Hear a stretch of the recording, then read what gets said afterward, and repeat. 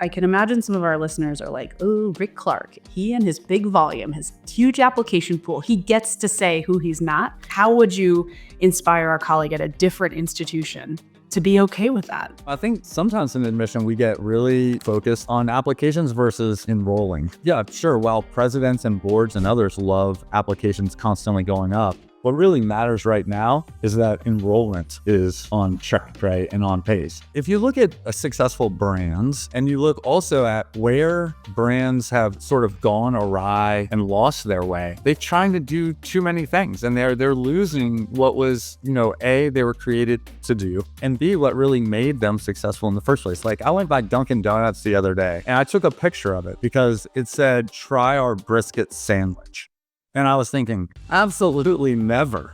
What are they doing? What are they doing? Whether you are looking for an incoming class of 250 or 2,500, or anything in between or over that, the ability to just say like really crystal clear, this is who we are, this is what we're about. Just lean into particular mission and values.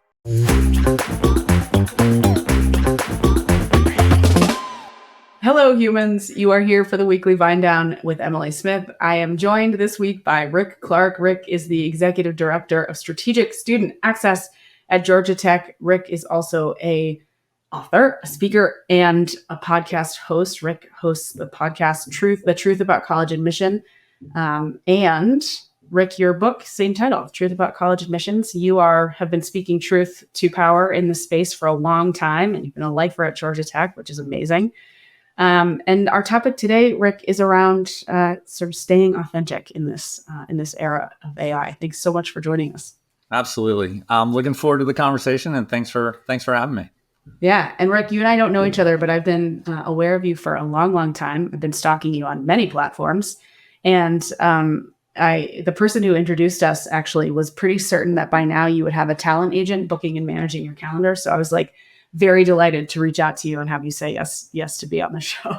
Well, I appreciate that anonymous compliment from whoever that might have been. And I'm also, more than anything, just pleased that we were able to connect and, looking forward to kind of jumping into it. Yeah, for sure. I think you can't really be like too big of a celebrity in our small space, right? But, maybe we could make it so big that we could have like a small talent agency running the program. Yeah.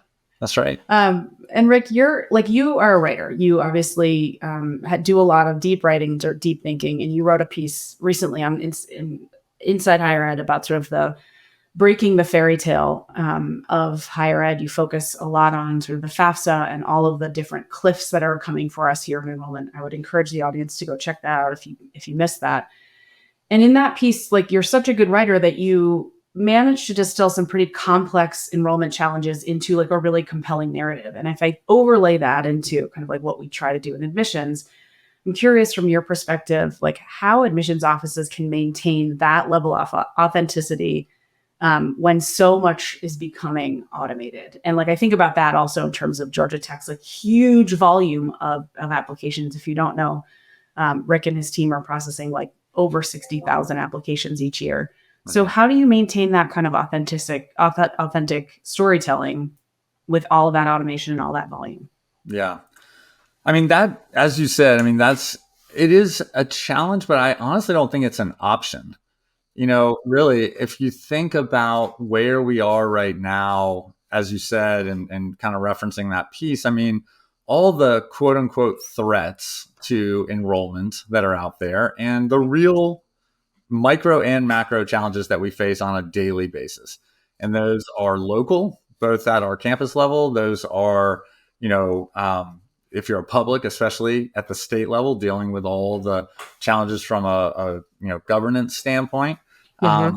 And those are at the national and international level in terms of the limitations that we are seeing and will soon see of the top of the funnel, top of the pipeline. So, competition and the need to have a solid enrollment strategy and marketing that aligns with that has never been more important. And I think that the differentiation, the ability to tell a real story about who you are and frankly, who you're not.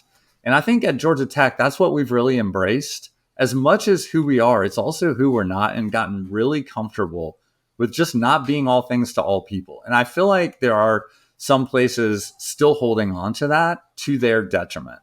And so I think the more you can get comfortable with understanding those two, the sort of, two buckets. And we've done this before, actually, in writing that down, who we are, who we're not. And as you start to lean into who you are, then it naturally brings stories. It naturally brings, the lifting up of people's, we say a lot of times, faces in place, face in place. And so this idea of like, who are the faces and where are the places on our campus where the real work is happening and the real sort of like magnetism is going to draw people. And that's a great starting point. Yeah, I think that authenticity and sort of laying out and doing that like formal exercise of who you are, who you're not feels really important. My very first boss out of college, like 22 years ago, an old school enrollment consultant, like told me that on my first day. He's like, we will meet with lots of colleges. They will often tell you what they think makes them special. They will almost never be right. And it's your job to figure out what's right. Yeah. And that's a tenet I've been holding dear these last 20 years. But I want to push you on this because like I can imagine some of our listeners are like, oh, Rick Clark, he and his big volume, his huge application pool, he gets to say who he's not. True. What would you say to us, a colleague at a smaller institution who has a different level of desperation in terms of like, how do you like very confidently go forward with saying, here's who we're not, if it feels like you're about to jump off a cliff and potentially like torpedo your application volume? Like, how would you inspire a colleague at a different institution to be okay with that? I mean, you're right. And of course, we always have to check ourselves a little bit on where do we sit, and understanding that is just not the story for everybody. So Sure. I can't say that I absolutely know how that feels. But what I would say, in my opinion anyway, and knowing friends and colleagues who are at places like that, and having had a number of conversations with them over the years, and particularly in recent years, about what that really is like. I think sometimes in admission, we get really focused and, on applications versus enrolling, and we kind of forget the funnel a little bit. At the end of the day, I mean, I think the reason why it's okay to be comfortable with who you're not is because, yeah, sure, while presidents and boards and others love applications constantly going up, what really matters right now is that enrollment is on track, right, and on pace. Yep. And I think the more that, if you look at successful brands and you look also at where brands have sort of gone awry and lost their way, they're trying to do too many things, and they're losing what was, A, they were created to do, and B, what really made them successful in the first place. Like, I went by Dunkin' Donuts the other day and I took a picture of it because it said, "Try our brisket sandwich." And I was thinking, You're like, that's horrifying. absolutely never. What are they doing? What are they doing? And I think that it's like, as much as we can, whether you are looking for an incoming class of 250 or 2,500 or anything in between or over that, the ability to just say, like, really crystal clear, this is who we are, this is what we're about. And if that's you, like, a friend of mine just got back from Boston, and they went to all the usual suspects: BC, BU, Tufts, Northeastern. I think they didn't really truly visit Harvard and do the information session, but they did almost all those others, right? Mm-hmm.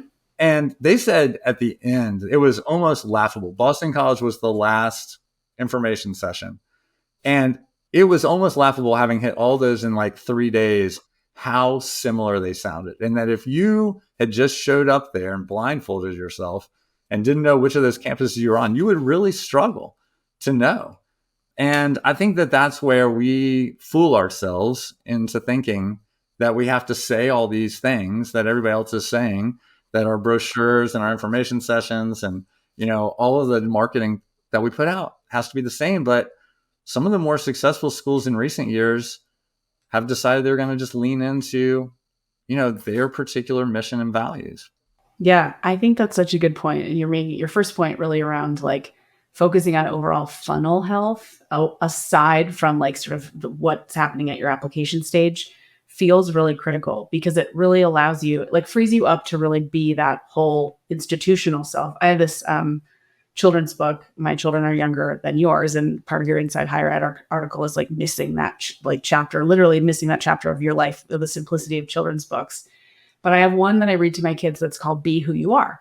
And it's just like about like all of the full ways that you can be like as weird and as wacky and as wild as you want, and you should fully inhabit that. And I almost feel like that's the message that, you know, colleges need, to fully be who they are and say what they're not, and trust that they will attract. I mean, it's sort of like a solver of yield and retention problems too, if you can really recruit the right students for the right reasons, 100%. in that way. Yeah. Absolutely. I mean, and like, say what you will about High Point, right? Nobody else can be High Point. They have a really unique model. And so the last thing you should do is go run out and try to be High Point. But High Point, who they are now, and the decision that they made to sort of become that is unique. And it's something that when you get there, you see a variance from all the other places. And so schools can figure that out. I really do believe that they can figure out, all right, how are we going to be a place that people walk away from hitting 8 in a 3-day period, and it did feel different there, that they really knew what the school was about. I think that's possible. Well, I don't know if Carr is a listener at High Point, but maybe he will be after this, in terms of feeling good about High Point's own uniqueness. I'm curious, from like, as you bring in more automated processes, more operationalized things with AI, you know, you will have a forcing function at your volumes to do sort of operationalization really well. And I'm curious, like, how you manage communicating that with the staff, the sort of who we are, who we're not. How do you do that exercise? How would you tell a colleague to do that exercise? How would you create safe enough space to map out who you're not? And how would you communicate that in the context of more and more automation, more and more operationalization? Mm-hmm. Yeah, that's a great question. I mean, I think obviously the biggest thing is that, to your point, it does have to be modeled.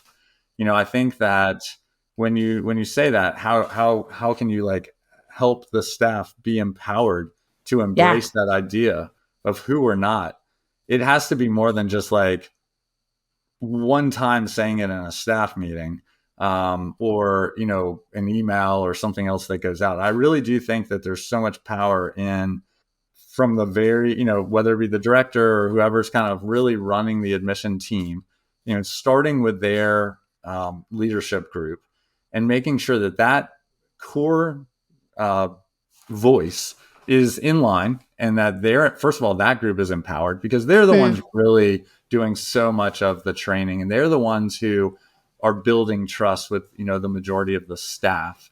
And so I do think that it starts with that kind of pyramid and works its way into the team. I also really believe in multiple mediums. This idea that, you know, if they can hear you say it, not only in a meeting, but obviously at an open house, or, you know, in a larger forum and setting, but then that it's also being expressed. I mean, for instance, at Georgia Tech, we do like a weekly newsletter, you know, with our staff, right? And so, progress and service is our motto. And so it's just like a progress and service newsletter. And so I think the more multiple mediums that we can articulate, again, what are our goals and why? And then B, I really think, again, who are we and who are we not?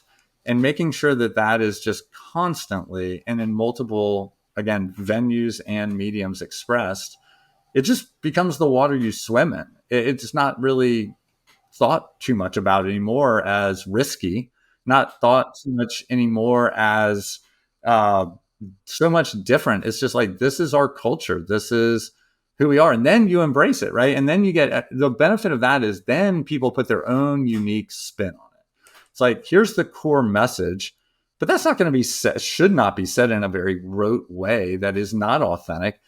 Every person's going to start to, you know, pick that up in their own way and run with it. And I think there, again, we learn from each other. I mean, you know, they say the best teachers are thieves. And I think that this is so true also of communicators. Like half of what I say in my presentations, I borrowed and stole and, sort of put my own spin on. And I think that's the strength of leaders and communicators in a big way that we do this. In terms of, the automated piece, I mean, in terms of like as volume goes up, how do we, here again, I think, we have to figure out a way to like understand how to tailor our messages based on what applicants are giving us. And I think this is where there's real opportunity in the future. I'm not saying we have this figured out at Georgia Tech yet or not, but we ask a question at Georgia Tech, which is why us? Why Georgia Tech? It's a supplemental question. And one of the things I'm sort of hopeful for as we move forward with some of the ways AI can benefit colleges and their marketing is that, we read those applications and we get some themes, but like most of that's done in a very human way right now and in a sporadic way right now. But I believe that, as we get better and better data, better and better tools, within technology and artificial intelligence, we're going to be able to like aggregate and really message on what the applicants are giving us of what they're saying, why you, right? And that's one of the biggest things that I'm looking to in the future as far as the implementation of artificial intelligence to like back map recruitment. Yeah, I mean, it's a way, like if you can accurately aggregate and describe past success, you're going to be able to predict better about student behavior in the future, and to be able to understand sort of authentic student stories at scale, I think is really, really important. And like, I think about this in terms of like, I don't know, the first the first online application I implemented in like 2006, 2007, was a small school in Minnesota, and were transitioning from a paper application to their first online application. And the reason they did it was because the nun who processed the applications fell on her. She tripped on her habit, and she fell because she was carrying the typewriter upstairs because she wanted to take the typewriter home to the convent to retype the applications. Oh my gosh. In triplicate. And like, this is during our lifetime. And now we're at this place where we've like come from this land of like physical files through the nun and the typewriter through sort of the first round of like online applications. And now we're at this place where you and I are sitting here talking about like, okay, how can we understand student stories at scale and keep it really authentic? And like, how can we keep hold both of those things in our hand at the same time, which just feels wild. Oh man. I mean, well, and that's a great story. And what is the quote about the mother of necessity is the mother of innovation? Necessity is the mother of invention. Yeah. I mean, in that case, it's like a double mother. She broke the typewriter. They couldn't continue retyping the applications. We had to innovate. And she truly was a mother, in a Catholic sense. But that's exactly what we do, right? I mean, we do that in other ways, like and it's become easier with various technology now, but like we've always tried to figure that out. When you look at a high school and the students that are coming from that high school, back mapping what did they look like coming in? How have they done on our campus? And what does that then help us to understand when we review future applicants from that school? Mm-hmm. It's a much better predictor of, ultimate success. And I think similarly, that's true. What are current applicants telling us? How do we aggregate, synthesize, and then tailor and customize that information so that we can use that going forward to tell our story in a way that's compelling, to tell our story in a way that is going to, again, as we said earlier, like be resonant with the type of applicants we want, not necessarily more, the ones that we really want. Yeah, for sure. Which is just like another circle around like being like everyone being more of themselves. And I'm curious, when you think about sort of the AI-ifying of the admissions operation, like, do you think that we're potentially, and this is maybe where, I'll ask you to switch into a little bit, like how students and families perceive AI. And I know you've done a lot of writing and talking and thinking about that. But like, do you think that we're at any risk of losing the authentic student narrative in this transition? Or do you think there are ways in which we can help be good stewards of students maintaining their authenticity, right? If we're playing this card of like, we think it's really important to be authentic, and we would like you to do the same. How do we invite that and maintain it in terms of what we do with students? Yeah. Well, I guess I'll go back a little bit to what I was saying earlier, from a leadership standpoint about how multiple mediums is always going to be more Sure. effective. And to say, and I have been pretty vocal about this. The Common App started in 1974, and Mother whomever in Mother Minnesota Yeah. was probably working there then, and it hadn't changed that much. The medium has changed in that students apply online, but it's all the basic core bones are the same, and I think that has to change. And I believe this is a catalyst. I think that this where we are in time from a technology standpoint is a catalyst for that. Especially when we talk about, some of the opportunity to expand access to students and to break down some of the barriers to applying. I really don't understand why, more schools, and the Common App in particular, has not figured out a way to make multiple options for students to tell their story. Right now, when we being admission folks that sit on panels and say this all the time in some form or fashion, we just want to hear your voice. We just want to hear your voice. Tell us your authentic story, which is really a hard thing to tell a 17-year-old. Like that's hard to tell a 37-year-old sometimes. Put your authentic voice, and we want to hear you, into like 500 words, right? Yeah. I mean, the like adult elevator pitch, even on yourself, is tough. Like I think about the people that I've interviewed for jobs lately, and tell me about yourself, and like it's a lot. It's a big ask. Yeah. But I mean, I have a 16-year-old and I have a 13-year-old, and I watch them and their friends, and just obviously just way more cognizant of kids that age than I've ever been before.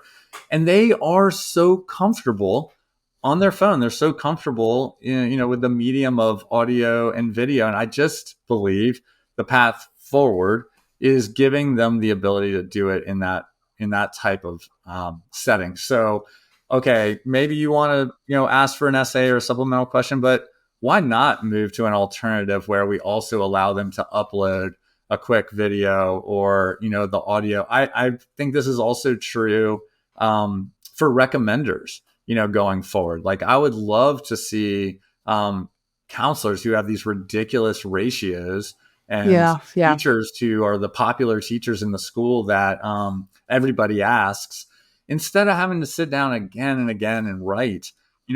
What's wrong with a quick upload, a 45-second, pretty authentic, I think, story about the student, right? And the student doing the same thing. So I really do think we're heading towards a time where colleges can continue to put value on that. It's more important than ever. Mm-hmm.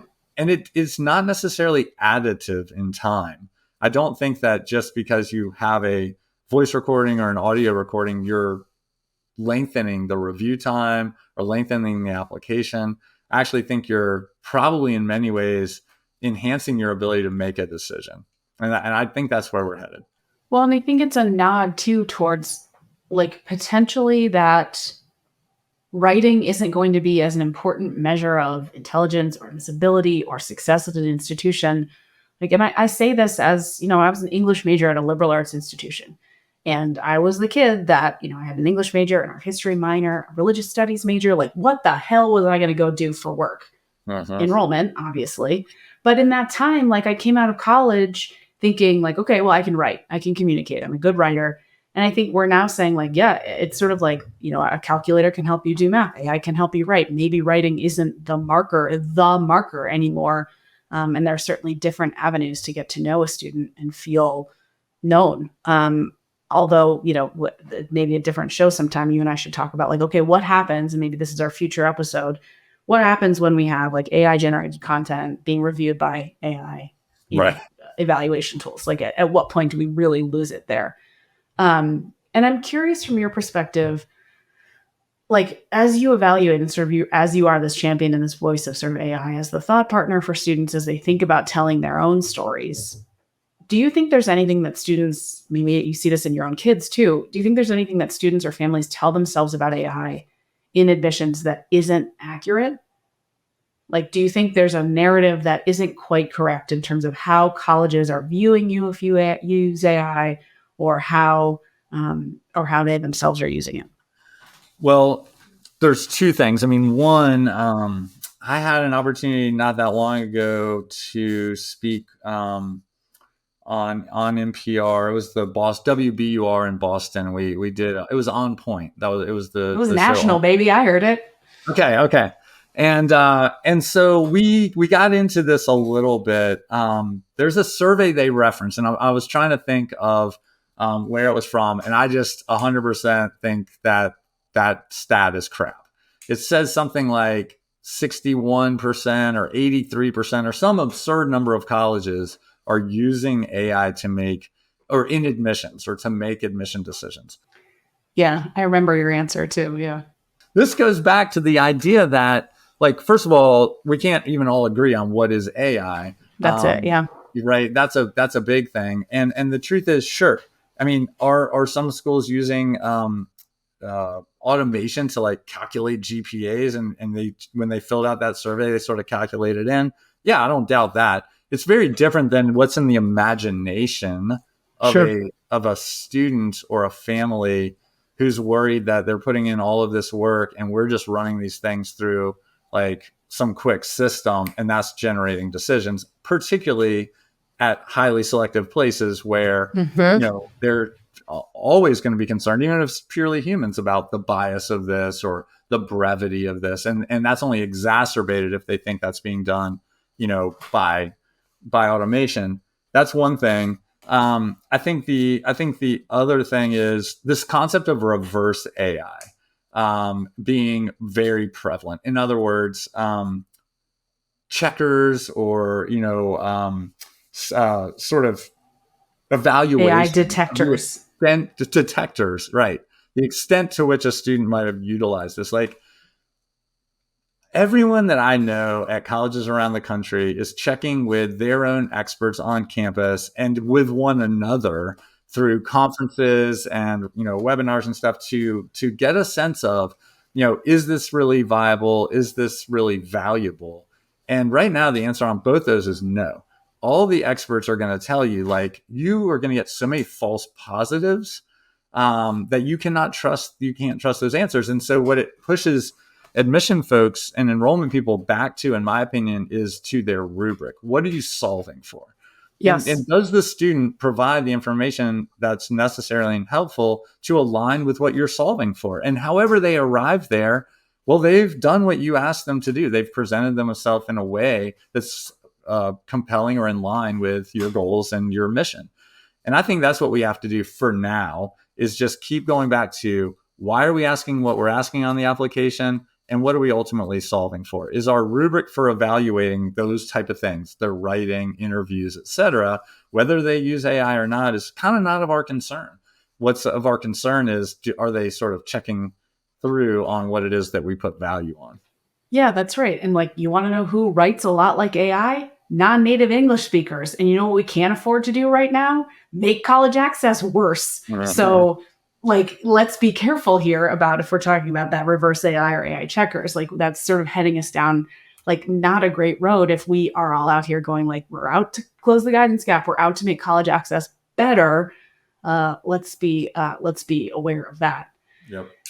And I'm curious from your perspective, like thinking about sort of how students view the admissions calendar. Like you've written a little bit about what you call like the unforgiving calendar of admissions, and you've talked about how you at Georgia Tech have made sure that like deadlines aren't happening, weekends, holidays, things like that.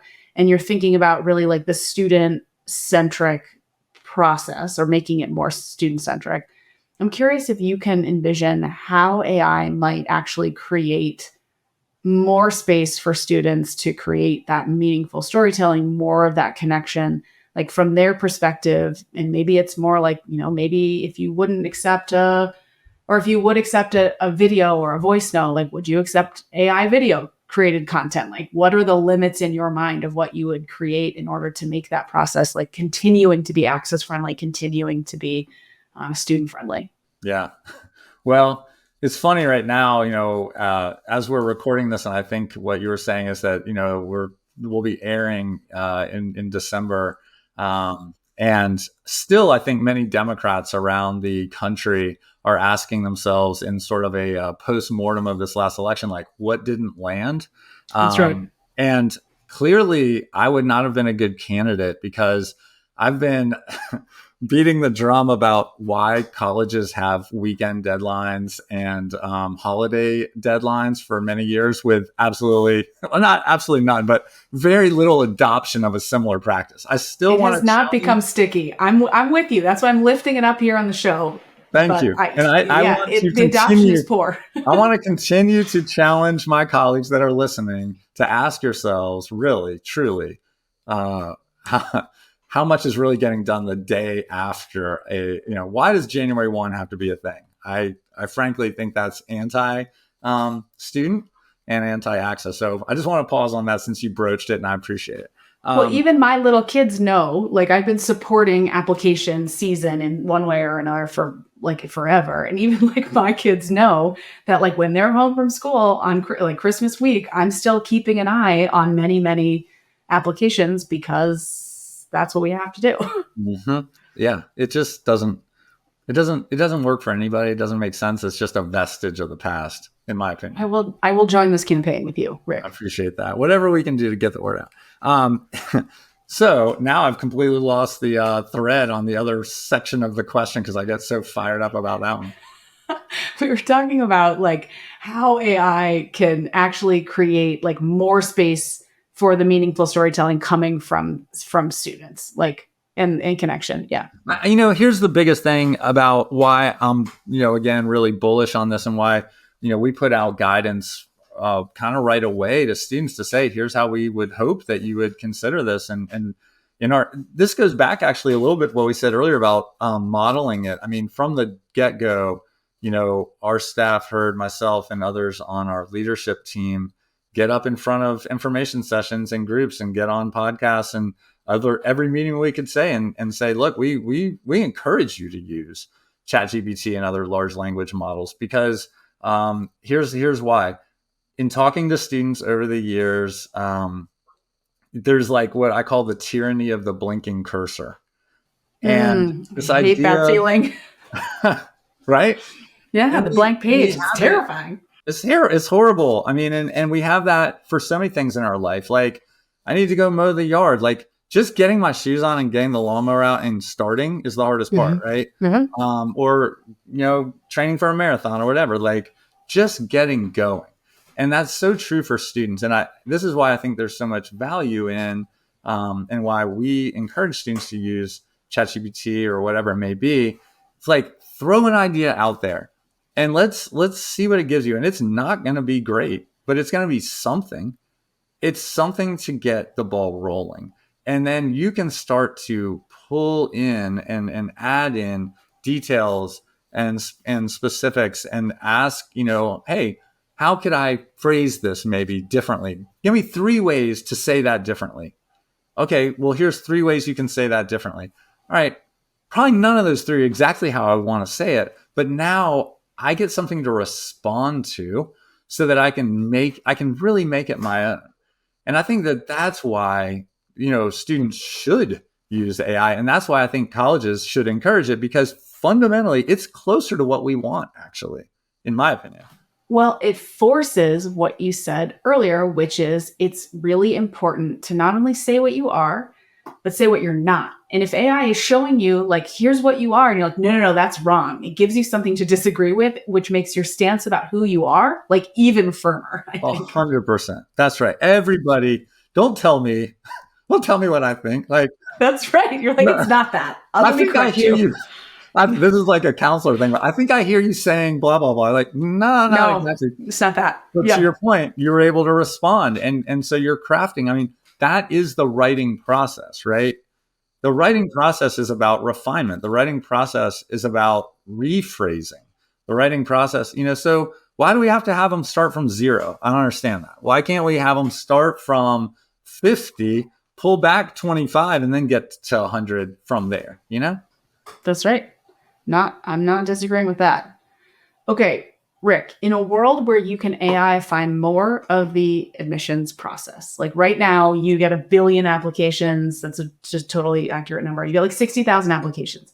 And right now your team spends a boatload of time on making sure that transcript information is understood by you correctly. And I'm sure you do a lot of work around like, let's make sure we understand like highest math, highest science, right? As a tech school. And let's imagine a world where you can AIify away some of those problems and better operationalize like understanding even just of the transcript. I assume that you're not going to send your staff out to play golf. You are going to use your staff time to do something else in the time that better operationalization has been created. Like blue sky thinking, what do you think you're going to have your staff do more of if you're not having them go and drop down like math? Like, what are you going to have them go do? Yeah, and you're right. I mean, and I will say back to how I hope that people will get rid of January 1 and get rid of weekend deadlines. And similarly, I hope and believe that AI is the death of the self-reported academic record. I mean, many schools have that, and it's a burden on students ultimately. But I get why schools have implemented that, right? They want it in their way to make it more efficient for their staff. So I believe that because of the ability to quickly synthesize and calculate and aggregate this information, we can get rid of that, right? Get rid of the self-reported academic records. At Georgia Tech, as you said, exactly, we do that. We go in and humans find the kid's highest math or senior math or whatever. Where I see staff time going, it will depend a little bit of who you are, right, as an institution. But a couple of different things come to mind. Like, I mean, we would love to get admission decisions out sooner. I mean, we can talk about the ways you put them to work in review and how that can get a little bit more, refined, sure. But I think for the majority of colleges out there, if you feel good about your decisions and get to them quicker and put decisions on the street faster, then that's just more time for staff to spend time building relationships, getting back out on the road, being available when people are coming. I mean, you've probably got these messages before, but you'll get an out of office response. I'll get an out of office response from a colleague at a different institution that basically is like, we're reading, talk to you in like 2.5 months, Yep. I mean, good gracious. Like that just is hard to get your head around. And what that message sends to a family or to a student, whether they're a senior or certainly an underclassman. And so I think that that's a big part of where I would hope, this is the thing, right? It's sort of paradoxical. Artificial intelligence and the improvement of technology implementation actually can make all of this way more human. Letting machines do what machines do better anyway, faster and more efficiently and accurately, let humans do what they do better, which is interaction and relationship and connection. That's all. Nobody's going to argue with a desire for that. Well, no. And like, what admissions counselor gets into the work by saying, you know what I want to do? Reports and joins and entering transcript information in a drop down. Like, nobody wants that. Nobody joins the work to do that. And I love the world that you are painting in terms of like having, being able to do the human thing, being able to answer the phone, being able to build the transformational relationships. And I think too, it would put some nice positive pressure on getting a FAFSA faster if all schools were putting out their admissions decisions sooner. And maybe that would be the positive pressure we need in that world. Also, yeah, I mean, 100% on the financial connection. But also, like thinking about staff retention. I mean, some of the real challenges that we're facing in our profession right now. I mean, to your point, if you can minimize or reduce the rudimentary, perfunctory type of work and bring up higher level work, again, whether that be really mastering ownership and understanding of a market or of some of the other pieces that the work includes. And then, but then also just like the satisfaction and enjoyment people are going to have, because not only while they're there, but they're actually building really transferable skills, Absolutely. for future employment. So I think that it's also a retention and a satisfaction, augmenter.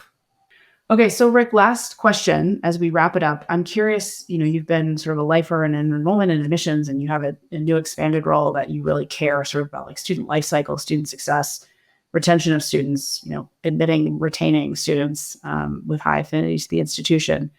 And I'm curious if you think about sort of things that we can automate with AI and different sort of agents we can bring on to do things. What other jobs can you see AI helping with outside of admissions enrollment? Mm-hmm. Yeah. So, I mean, I think that bridge over, what we have kind of historically called the handoff from admission and enrollment to student success, advisors, faculty, this kind of thing. That's where I think the data transfer looks different at every institution, but I don't know that anybody would say we are 100% thrilled with how that works. All the information that depending on the student, right? But many students, admission and enrollment has been in contact with on some level for probably at minimum months, and in some cases years.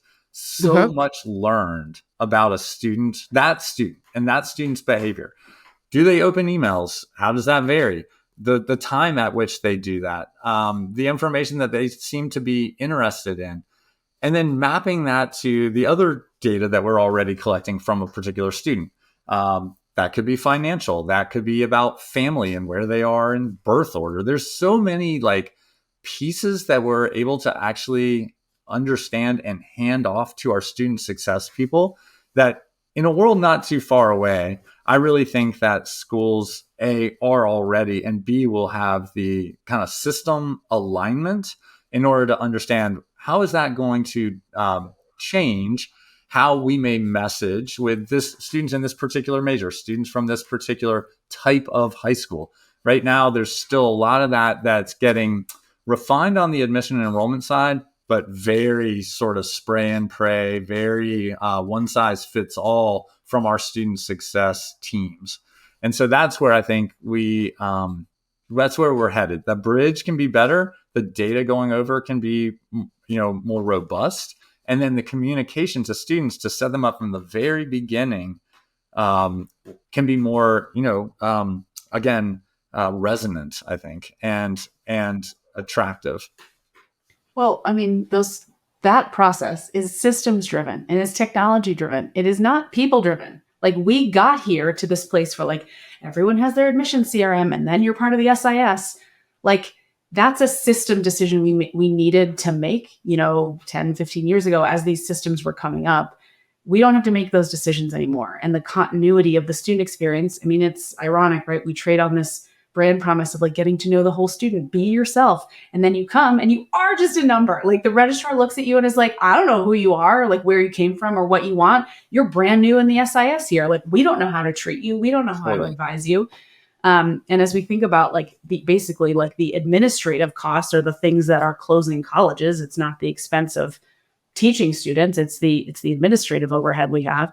We have to get smarter and savvier to be more people driven and not so much system behavior. Yeah. Yeah. 100%. And again, thinking about, my own individual kids or, the students that I know, they're friends, right? And how I know them so well in terms of how they process information, how they take in information, what's going to draw them in.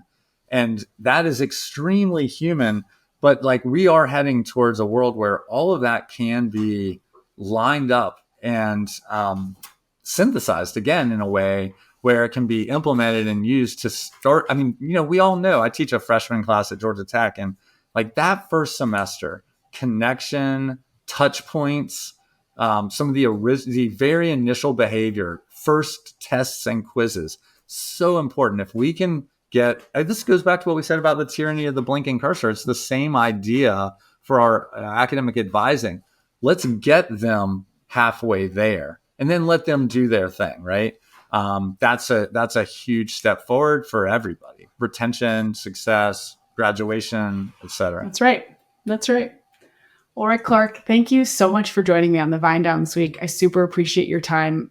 Folks, you can find Rick on Georgia Tech, obviously, LinkedIn, and truthaboutcollegeadmission.com, where there are tons of stuff to read, many shows to listen to in your own podcast. Rick, thanks so much for being with us. Thanks, Emily. I appreciate it.